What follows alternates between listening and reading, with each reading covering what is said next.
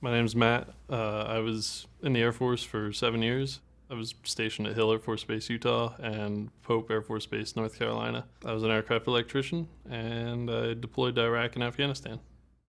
Coming home from my deployments they definitely changed me. I mean, when you're that close to something when you're that close to death, for example, it does change you. And then transitioning to civilian life I'm still having trouble with it.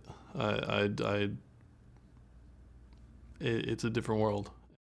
I do volunteer search and rescue with the Civil Air Patrol. I got a phone call at 4:30 in the morning, July 27th last year, 2013, and it was for a civilian helicopter, 5 individuals, and it went off radar around midnight. So we gathered up at the meeting point, and I got selected to take a team into the woods, and we're going along, and I hear the guy in front of me yell "find," and that means that he found either some baggage or he found the actual aircraft. Well, he'd found.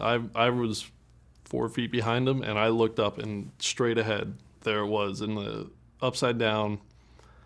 No survivors. All five were DOA.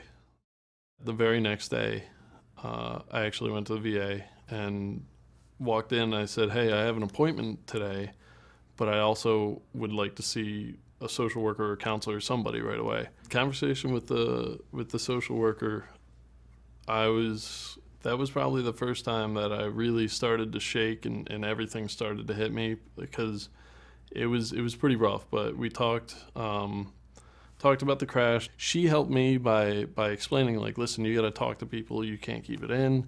And then she gave me a list of places to go if I need, like, in the middle of the night, if I wake up in a cold sweat and I need somebody to talk to.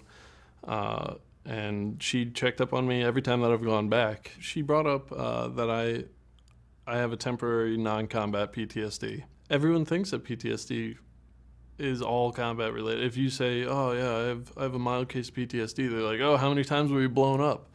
Never. Uh, it doesn't have to be. And I talked to her about that, and she helped me out. But then she brought up about how I have an anxiety from Afghanistan. I have anxiety working with big crowds and going to places that are fairly packed with people. I'm not comfortable with it. I get really nervous. I get really agitated and pushy, and just like I don't want to be there. And I'll almost like claustrophobia. Like I get a claustrophobic feeling. I talked to her about that, and she's like, "Yeah, you definitely have it." There was a good feeling of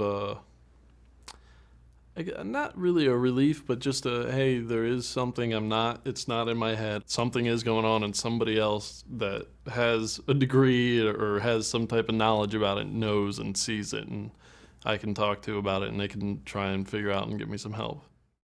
I did it while I was in the military when people were like, they're gonna write you up and you're never gonna go anywhere and they'll kick you out because of it. I went to them then, and then I got out, and because of my experience there, I went to them again.